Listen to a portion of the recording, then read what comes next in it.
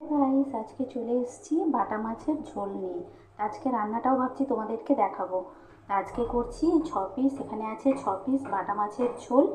বাটা মাছটাকে ভালো করে পরিষ্কার করে ধুয়ে আগে থেকে নুন, হলুদ, একটু কাশ্মীরি লঙ্কার গুঁড়ো আর সামান্য একটু আটা, যেহেতু মাছগুলো একটু নরম নরম, দিয়ে মেখে ভেজে রেখেছি।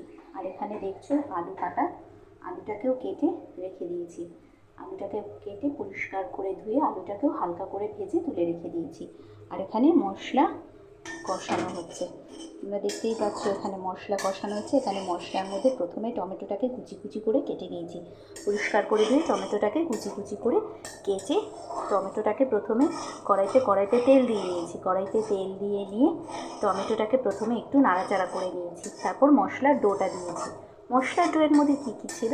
হলুদ গুঁড়ো, জিরের গুঁড়ো, লঙ্কার গুঁড়ো, কাশ্মীরি লঙ্কার গুঁড়ো আর কালো জিরে আর নুনটা আগে থেকেই দিয়ে নিয়েছি। তোমরা চাইলে রান্নার মধ্যেও দিতে পারো, সেটা যে যেরকমভাবে করতে পারে, যার যেরকম সুবিধে।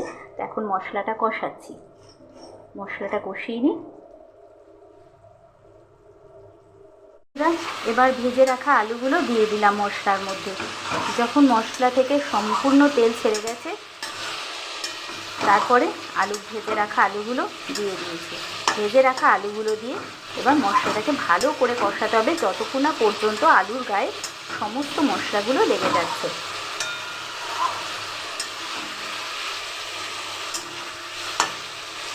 বন্ধুরা, মশলা আমার সম্পূর্ণ কষানো হয়ে গেছে। তোমরা দেখতেই পাচ্ছ মশলাটা ভালো মতন মন্ড পাঠিয়ে গেছে আলুর গায়ে। মশলা ওই জন্য কষানো কমপ্লিট। ওই জন্য এবার কী দেবো? গরম জল। এই যে পাশে করে রাখা গরম জল, আগে থেকেই গরম জল করে রেখেছি, এই গরম জলটা ঢেলে দেব। গরম জল দিয়ে দিয়েছি, তোমরা দেখতেই পাচ্ছ ঝোলটা ফুটছে, টকবক টকবক করে ঝোলটা ফুটছে। এবার যখন ভালো মতন ঝোলটা আরও টকবক টকবক করে ফুটবে, তখন পাশেই ভেজে রাখা বাটা মাছগুলো দিয়ে দেব। এই যে ভাজা মাছগুলো যে ভেজে রেখেছি, এই ভাজা মাছগুলো দিয়ে দেব।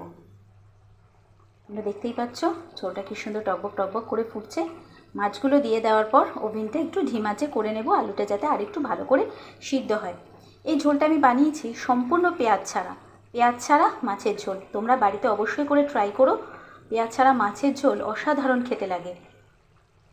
পাতলা ঝোল গরমের পক্ষে তো সব থেকে উপকারী, আর সত্যি খেতেও খুব টেস্টি।